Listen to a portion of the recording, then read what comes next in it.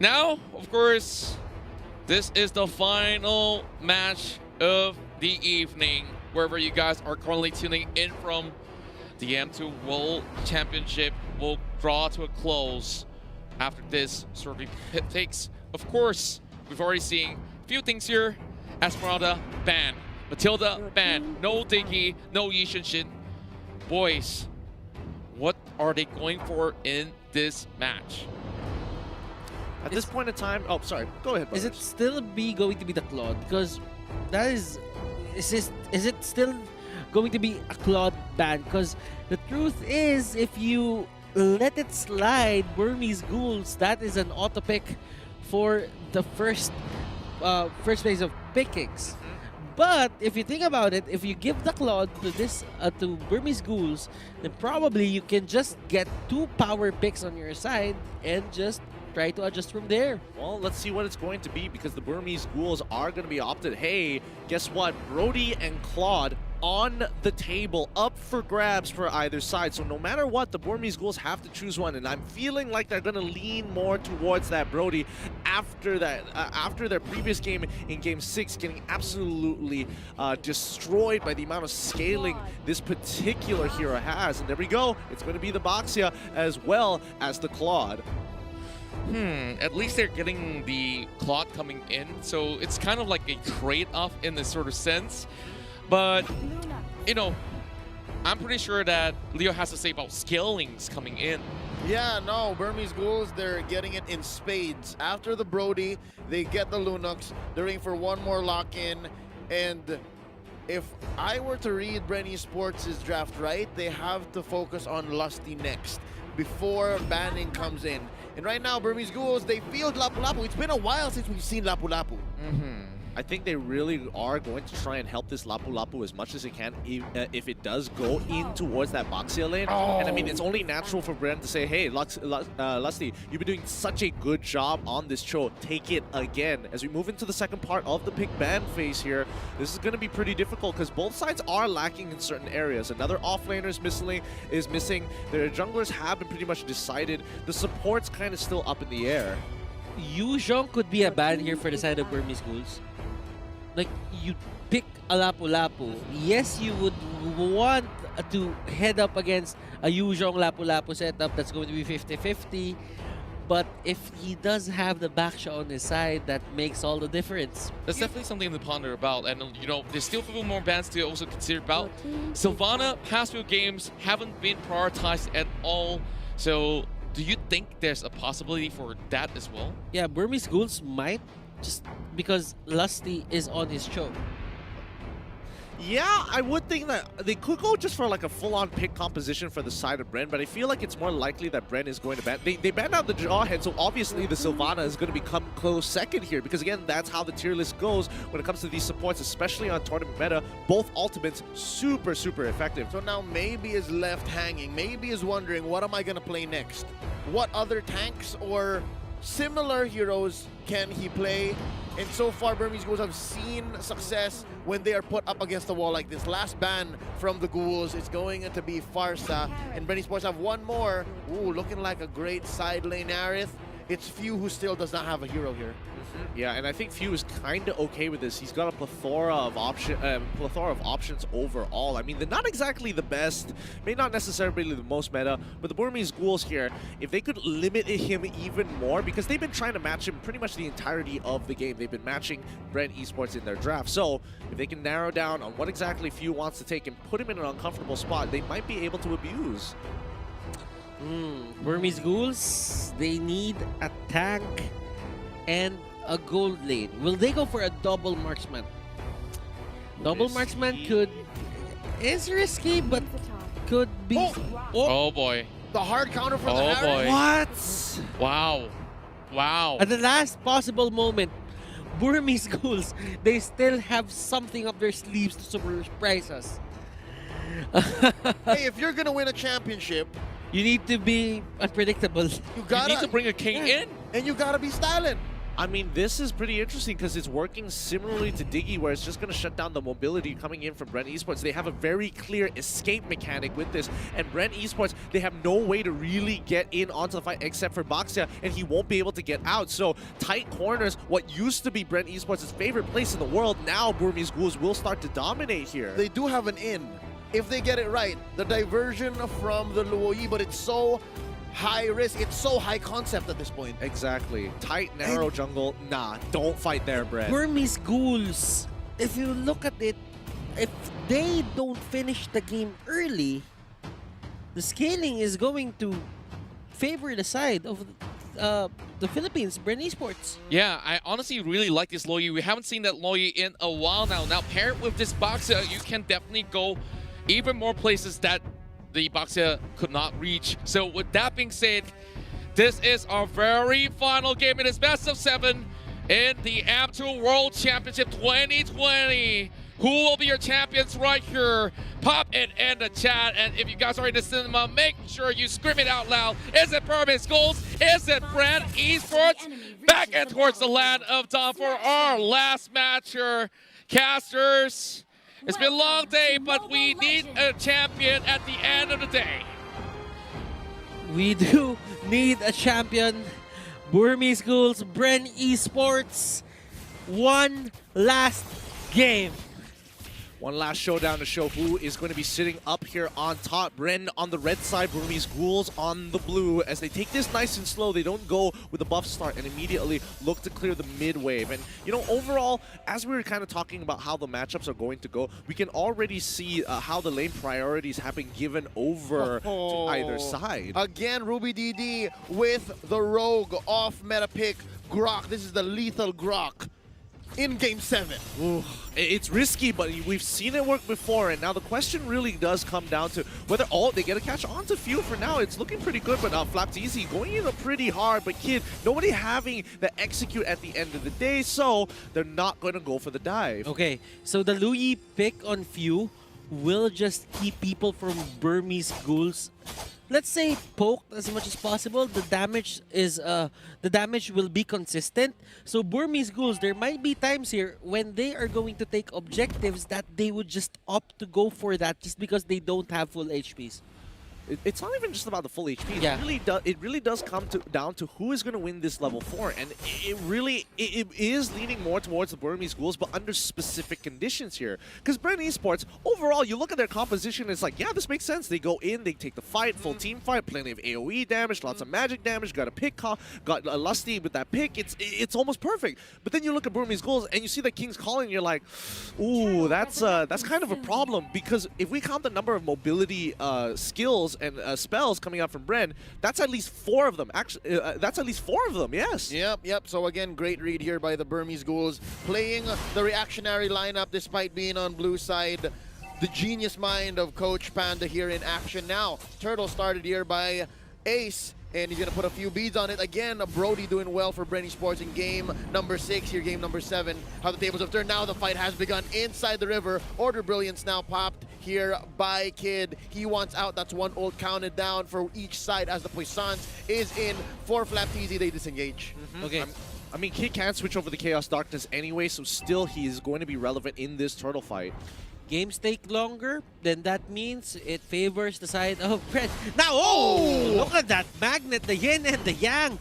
Diversion is there. Hold up, here we come. Bren, fakes it. They're going to continue the fight, though, up north. Few, first blood. Here comes D. He starts it strong. That's going to be a disengage, and now Bren is disincentivized for going into this first turtle take. Hold up, they still want more. That's going to be Flapteezy. Blazing Duet out of here, and yeah, it's a push and pull. Yeah, it really is. And Few, unfortunately, making the mistake. He tried to fake it out with the rest of his team, especially with that fast rotation coming in from Bren Esports, and the rest of the team wants to get in. Now, Flapteezy, he jumps right on top of Kid. He drops out the Toys Poissons, as well as the Rejuvenate, in hopes that Lusty gets in time. He flickers on backwards, kicks back, Ace into the fight. The King's Calling is up, but the damage has been done. Loyi getting a double kill so early into this game. Few! He's so close to dying, doesn't get hit by the Nature's Bear, but he gets hit by the Wild Charge at the end of the day. Ruby DD, the next to fall. Huge win for Bren.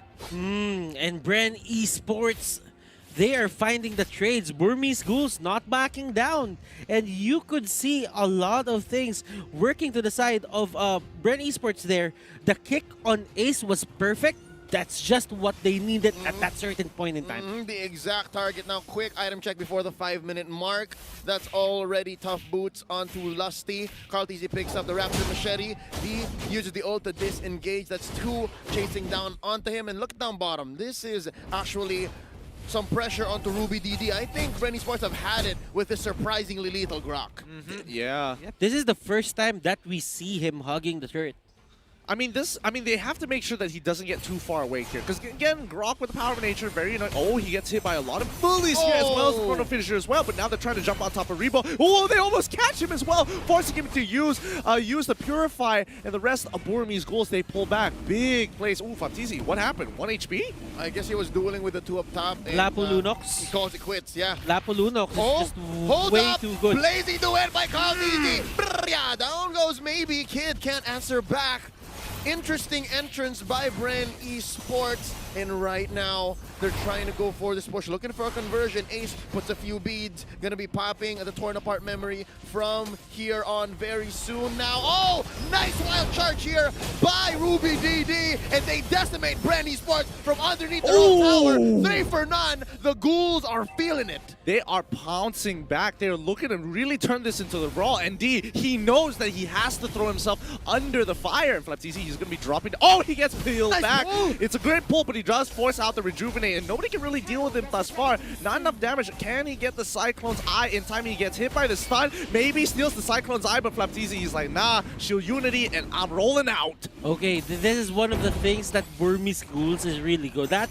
And Ruby DD, Ooh. they've been going for a lot of these, what's the name of the ultimate of the Grok? Wild charge. Wild Charge. This is for the longest time we haven't used Grok in the meta, and this is the first time that he was used. Wild Charge with the Flicker. They've been using that time and again, and it's almost always certain that he's gonna be very near onto those rocks and just knock up the enemy. Yeah, that's what's so nice about Ruby DD's build here. Nice knock up here. Oh, what an alley-oop! Salmon Force from underneath. In comes maybe though King's Calling, keeping people down. No way. That's gonna be Lusty. Oh my God, the tag team is in effect. Now, that's going to be Few from the backline losing the Kid. It's a duel. Mage on Mage action. And that's going to be the wipeout on 2 Few. Oh! Flapteezy still alive. That's going to be the Order Brilliance away for Kid. D takedown here by Flapteezy. That's a small consolation prize. 1 for 3. Big wins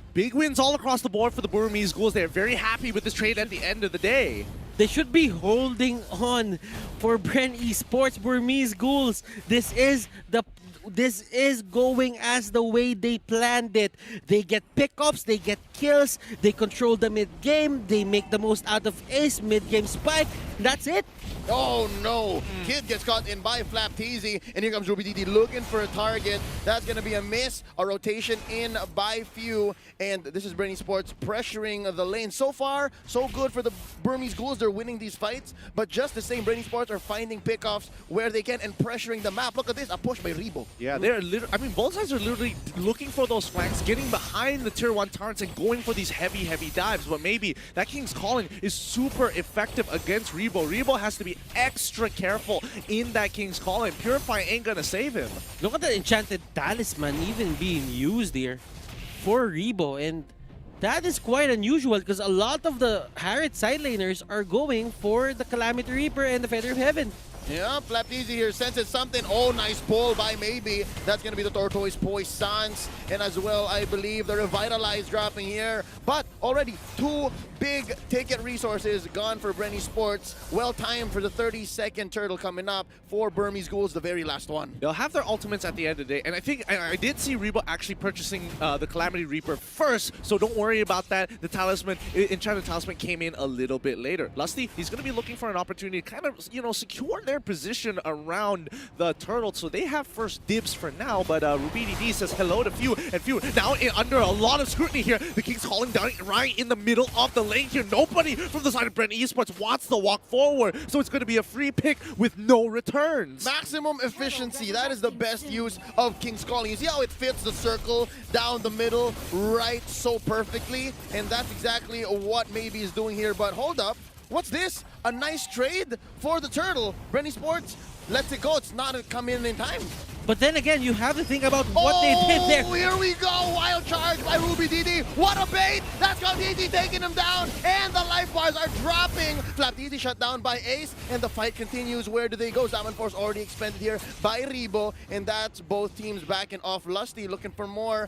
And hold up. 10-7, 24K to 24K. This game is darn close, but the Burmese Ghouls are up by 1 turret. Golden Staff is now up for Carl TZ, and you can see the trades. RubyDD maybe is just playing the keep away game. He knows that if he stays alive, he can just keep on going for those pokes. Now, if you would look at the items, Lusty here with the Athena Shield. Rebo does have the Calamity Reaper with the Enchanted Talisman. Enchanted Talisman on few as well. He's probably gonna go for something or something of a Ice Queen wand or a Lightning Cruncher, or probably a Glowing Wand as well.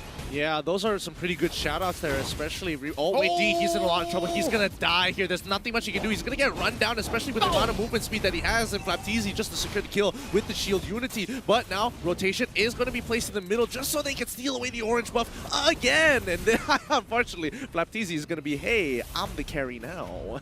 Oh, actually, that is the case. And now Kid gets caught in here. That's going to be quite a hit from the back line as RubyDD goes in with a wild charge. Maybe here, caught out FlapTZ inside the turtle, the purple pit, and that's going to be the back out. Oh, nice knock up. Nice Way of the Dragon, but they take out FlapTZ first. Lusty still in here. Caldisi, Blazing Duet. He's trying to get one. That's going to be Kid, and they back out. Oh, nice power. Nice swing by RubyDD, but it's not enough. Double kill here for Carl TZ. 2 for 1. And while that's happening, we have Rebo and Few going to the bottom lane. Lord's up. Lord's up. It's free. Lord's up, and they gatekeep the Burmese Ghouls from walking up forward. They made sure they teleported right in front of the base, making sure that they're standing on towards the top right side, just in case if D wanted to get a little bit more physical with them. But now they have the River Crab under their side. Cartesi is kind of huge in these situations, and as of right now, Ace, he's got the burst damage, but Cartesi, he's got some strong AoE. Remember, the last time that they picked the Claude, it was relying on Claude alone. The damage output came from him alone. Right now for Bren Esports, they have this insurance policy. They have Rebo and the Harith, and both of them will have to carry the damage of this team. Not to mention, Few just purchased the Necklace of Durance, and that's going to be very, very helpful, especially against RubyDD as well as D. And let's see how this fight is. It's about to occur. They want to look for that big engagement. Here we go, Lord at about 1/6 of his health. That's going to be a reset. FlapTZ already pops here. The Poissons rolling out. And it seems like RubyDD is going to be the first target. Oh, he goes for the swing, goes for the wild charge, and misses. That's a nice free pickoff for Bren Esports. Nothing for Burmese Ghouls to take here. Hold up. They jump in. Nice pull out the Lusty. He goes down. Kid gets the kill, and they are going to be backing off 1 for 1. Blazing Duet. Blazing Duet by Carl TZ alongside his Diamond Force to keep them pinned down. That's going to be a double. Down goes Ace. Down goes Maybe. D as well. Kid is the only survivor in this onslaught. Ladies and gentlemen, Bren Esports have gone 4 for 1. Let's go! Bren Esports, they see the King's Calling, it's gone. They run straight down and force the engagement onto the Burmese Ghouls, and now will profit the Lord as well as a mid-tier. Oh my goodness, they should be able to get this. No, can they get this? Yes, they've got the as well. The King's Calling really worked their way, but look at Carl TZ trying to go for Kid. He takes down Kid. No. Kid just falls right in front of his base, and so far Bren Esports are not acknowledging any of Burmese Ghouls' efforts to protect themselves. So far, I think the Burmese Ghouls, they are trying here to just bait Bren Esports. Again, nice pulls by Maybe so far, but I think Bren Esports knows that as soon as the pull happens, they leave who's gonna die and then just disengage and then come back around. This is the whole rope-a-dope Burmese Ghouls have been using all series long. And not to mention that this is the first time we're actually seeing the Burmese Ghouls starting to really sweat against Bren. They're making some really unnatural mistakes, like similar to Game 1. But with Lord marching on through, they can't afford to lose their members. They have to break this Lord, and they have to be able to protect themselves. But Bren, they want to force the situation. They're going to be starting with the inhibitor down on bot side. Few taking a little bit of damage, but D wants to go even a little bit further. He's trying to get a few. He's trying to execute few, but instead he gets kicked on backwards. Baptiste now trapped all by himself in the King's Calling. Rebo gets pulled on in. He's trying to get on out of there. Maybe flickers forward, but now this is where they turn the tides here. Bren Esports, they're looking Oh my goodness! This is it. Kid is the only one left. Can he defend? Ladies and gentlemen, Bren Esports are your M2 champions. From the lower bracket, they crawled out. Bren Esports are your M2 World Champions. With one perfect team fight, this is it. We're going to pass it to our host to celebrate our winners itself. And, well, this will be the end of our match. But now it's time for Bren Esports to go and claim what is rightfully theirs. The pro itself, thank you so much from the caster's desk. This is us signing off. Thank you very much, Butters, Gideon Q, Leo, as well as Contra.